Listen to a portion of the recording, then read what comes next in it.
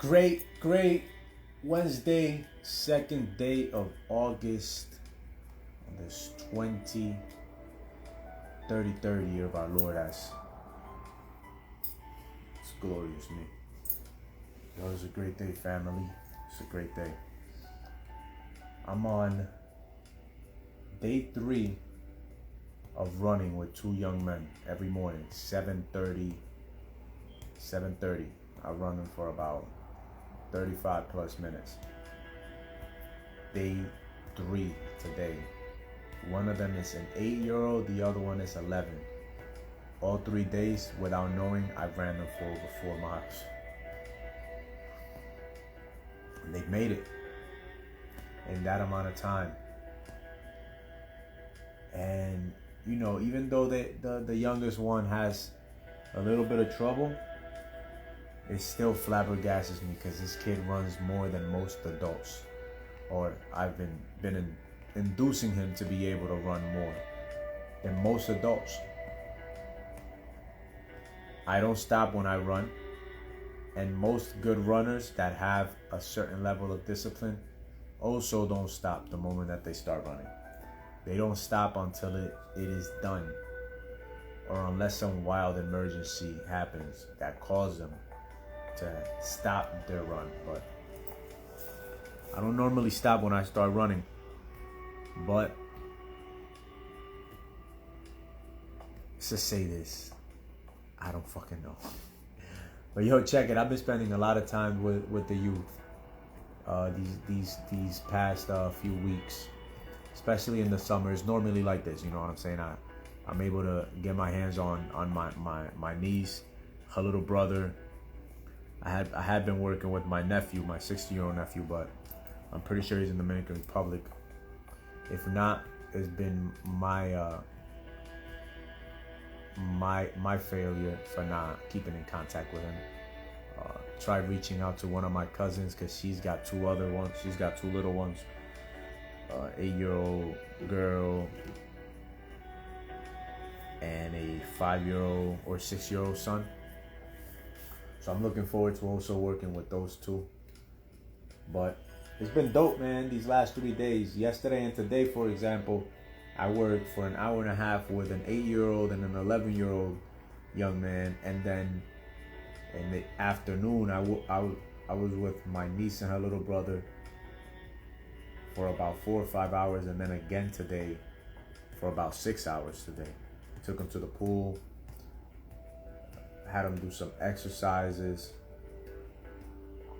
just little things here and there. Gave them, you know, some little talks here and there as well. And it's awesome, man. It's awesome to watch these little people grow and to also, you know, play my part in the village. You know, they say it takes a village. So I'm just happy to be playing my role as part of this village and doing what I can by these little ones that are in my life, that I see that are in need of you know, that conscious, that presence.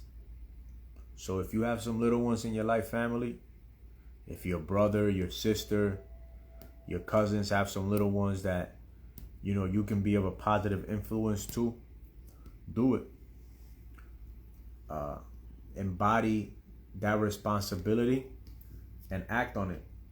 I can assure you it will get you a lot closer to the person that you want to become and to having the things that you want to have than otherwise ignoring that responsibility in your family. Get out of this selfish train of thought that, oh, not my kids, not my problem type stuff, because it is our business. They are our business. Anytime that we can do something right and good for somebody else, it is incumbent upon us to do so.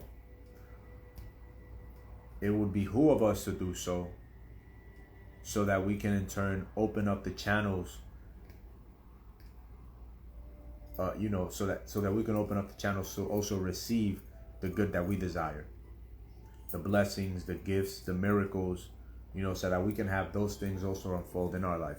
But if we're being stingy with our money, our mental space, our energy, our attention, and our time, if we're being stingy with those things, then the universe is also, reality, existence is also going to be stingy with us. We are not sowing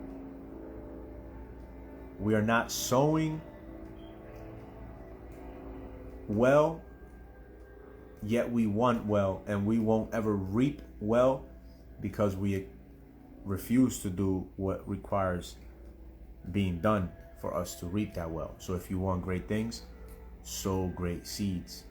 Sow them mindfully, sow them with enthusiasm, and sow them with gratitude for the opportunity to be able to sow anything to begin with.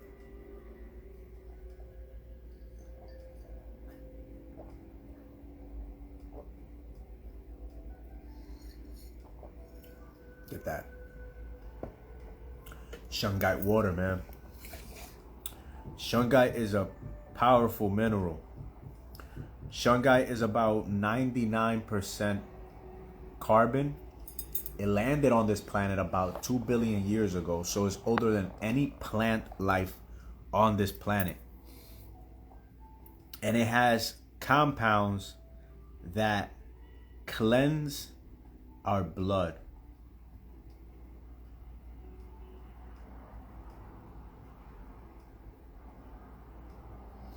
So get your hands on some shungite.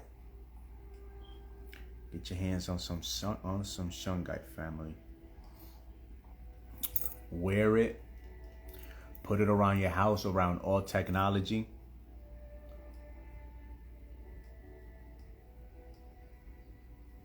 Put it in a cup and drink water from it. But get your hands on some shungite. The only place where you can get shungite is from Russia also. That is where the meteorite landed those 2+ billion years ago. So that is the only place that you can get shungite from. But get you some shungite. Check it. One of these things says the stone has a unique composition. It contains fullerene, a 3D spherical molecule made up of 60 carbon atoms. These molecules are hollow and sometimes called buckyballs.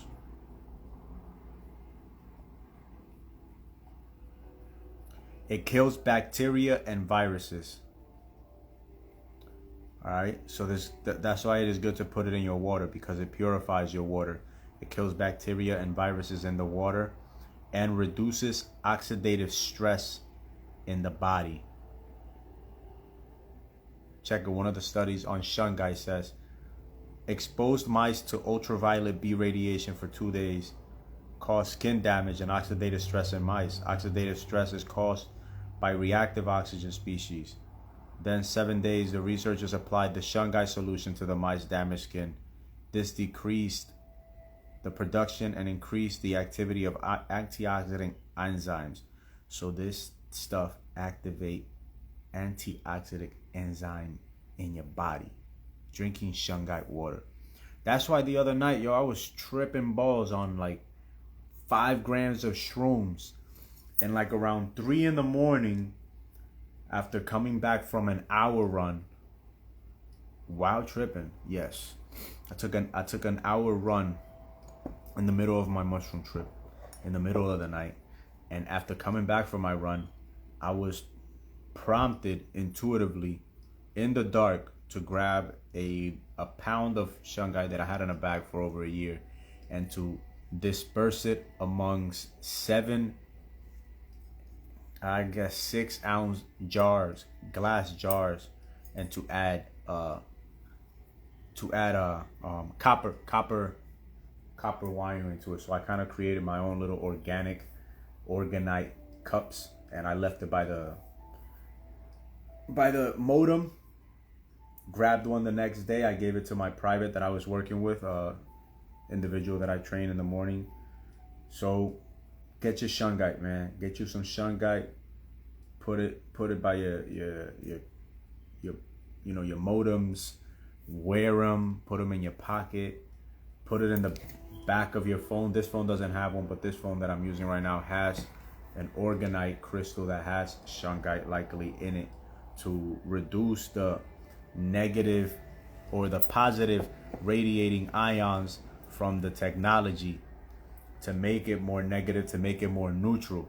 Too much positive radiation in the air, cooks up the water molecules in the air, cooks up the water molecules in our body. That's why, sleeping with your phone by your head, talking all the time and putting the phone to your ear is burning up the water molecules on that side of your body, the radiation. That's why when you hold the phone for too long, it feels like it's almost burning through your hands. That's because it is cooking all the water molecules in your body at that point where you have it. That's why when you put it in your pocket, it feels so hot. It's cooking up the water molecules. That's why,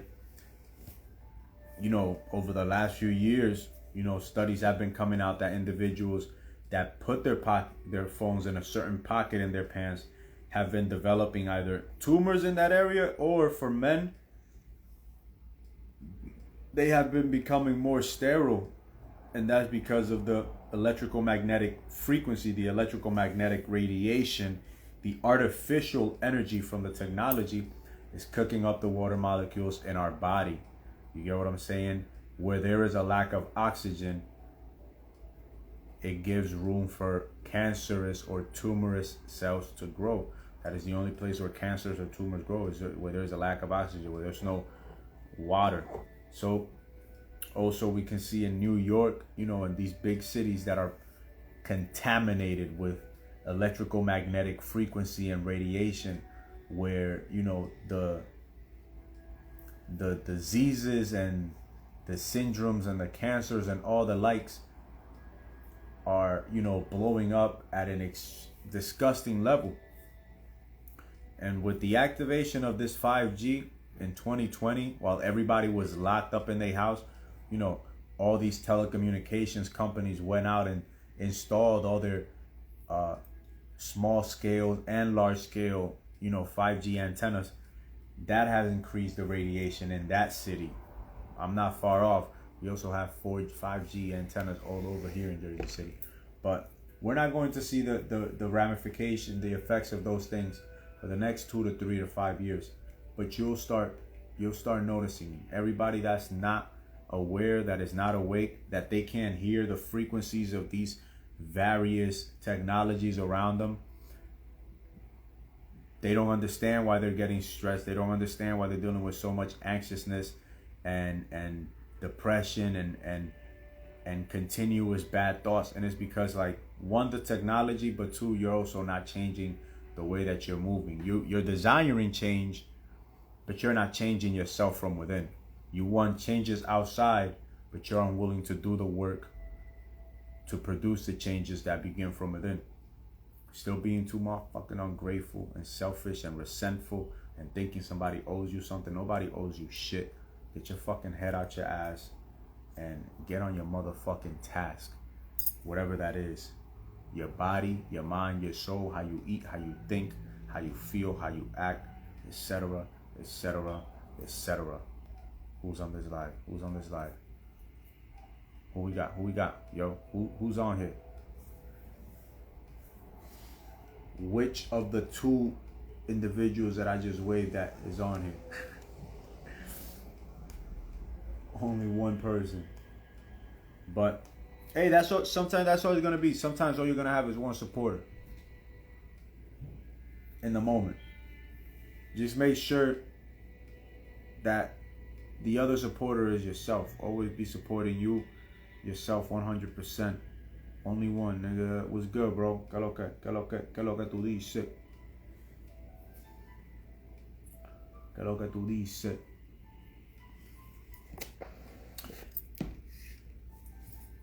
That's all I really wanted to come and talk about. I was actually going to talk about like sympathy and empathy, but fuck sympathy. Sucks when shit happens to people. But we have to learn how to be a little bit more empathetic and understanding. That I can agree with. More empathetic, more understanding and compassionate of others and their circumstances, and understand that, just as that's happening to them, it can also happen to us. But when it comes to pity, I do my best not to give anybody any pity. I don't know why. It just doesn't feel right. But hey, that's me. To each their own. Grab what is useful, discard what is not, and add what is uniquely your own. It's the beauty of life. Being a great leader requires that one is a great follower to begin with. Learn how to follow the examples of the individuals that already have what you desire to have, and work towards that task consistently on a daily with patience until you get there. That's what we're doing right now. Enjoying this process to success, yet understanding that success is a pleasure, and if you're daily enjoying what you're doing, then you're already successful, and we're already successful. We're just working and working and working until the material things around us are also a reflection of the richness that we already feel inside. And I mean, I can't complain, bro. I got an apartment. I got 2 libraries, working on my 3rd library.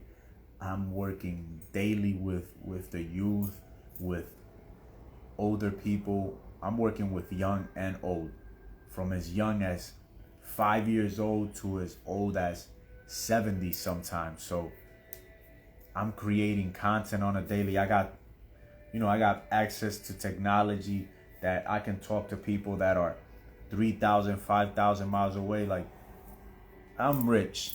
I'm being patient as a motherfucker, developing the products, delivering the products with enthusiasm and much grace, and giving